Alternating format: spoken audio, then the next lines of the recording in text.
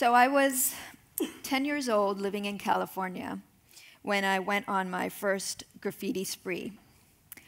And that was where I created a 2-mile trail of happy messages with colored chalk. The thought of just strangers coming across my work and perhaps feeling a little affected by it really excited me. As I grew older, though, social messages were more important to me as I became more aware of the world outside of my world. In 2007, I moved to Hyderabad from New York City. So I joined Facebook just to keep in touch with my friends. But I didn't use that platform to share my artwork because I was afraid of people stealing my ideas. But on the day that I did share my artwork, things immediately changed for me. In 2010, we moved to Bombay, and that's when I posted my first artwork. It was a piece on the Taliban.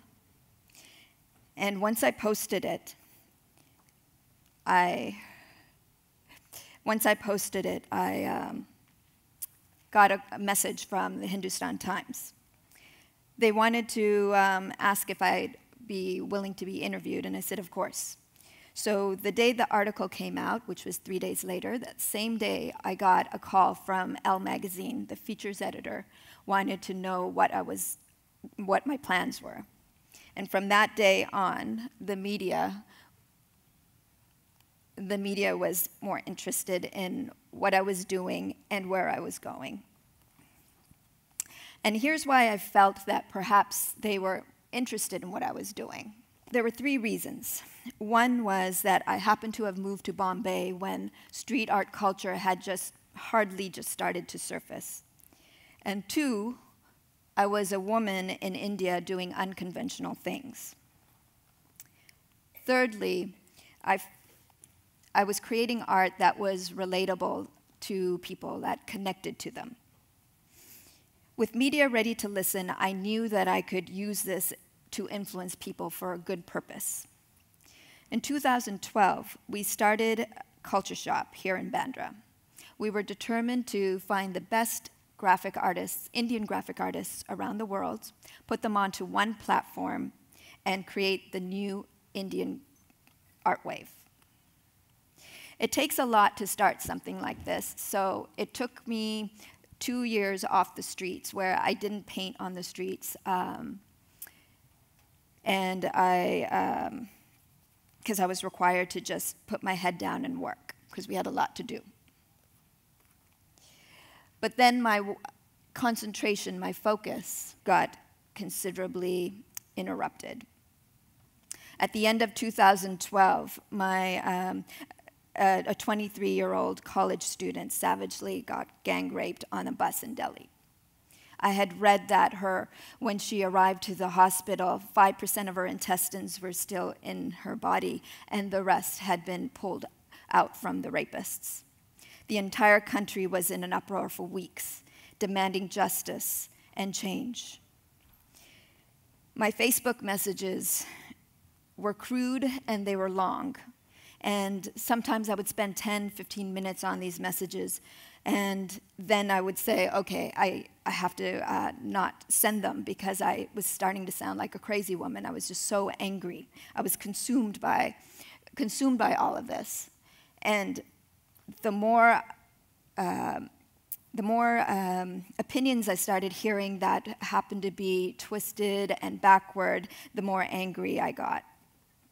These double standards against the victim and the woman just really added to the fury.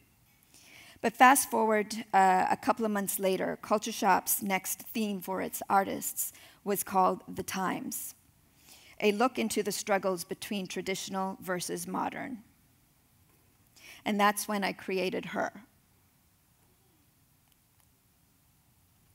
I no longer needed to write insane Facebook messages anymore.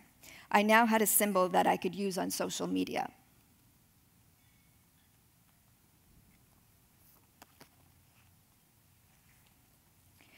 a symbol displaying the readiness to fight for justice with dignity, strength, and wisdom. I named this artwork Don't Mess With Me, but people just naturally, organically started calling her the Pink Lady. And then soon after, the editor of BuzzFeed came across one of my wall pastings of the Pink Lady, and she found out who I was within an hour, thanks to social media, of course. And she called me. She urged me to tell the world, along with others, why India needs feminism. So I started getting messages from women across India, and then a few hours later, across different parts of the world. And they wanted to just communicate to me and tell me how much the Pink Lady was resonating with them.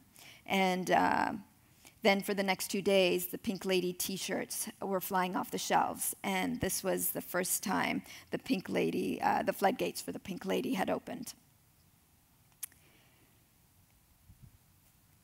So I started pasting her more on the street with different messages. And then there was sometime last year when this one had faded. It had been sitting there on the wall for a year, over a year. A midwife from the UK had come across this piece, and she immediately called the founder of Birth India, and she said to her, "Guess what? We found our symbol." She was referring to the conference for the human rights for childbirth that was to take place earlier this year in 2017. They were looking for something to express, something modern and something real for them to express, to symbolize this conference. So they immediately got in touch with me, and I was happy to license it to them. While I was at the conference for 3 days in February, I was surrounded by so many women, an army of women wearing Pink Lady t-shirts that they had already previously bought from Culture Shop.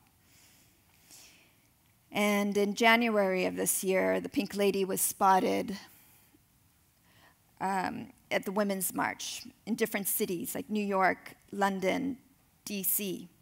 And right now, the Pink Lady is in the US. She's actively taking a more active role in the resistance. As a part of a collaboration between Culture Shop and Republica Brown in Los Angeles, the Pink Lady is raising money for Planned Parenthood, a very important, very, very important organization for women. 100% of the proceeds from the Pink Lady Resistance collection goes straight to Planned Parenthood. And this is not just a line of t-shirts, it's an act of defiance, it's a protest against the dismantling of women's rights under the Trump administration. And from what started as chalk drawings on sidewalks, I'm finally able to say that I'm using art as my weapon and putting my anger and skill to good use. Art has always and will always play an important role in social activism.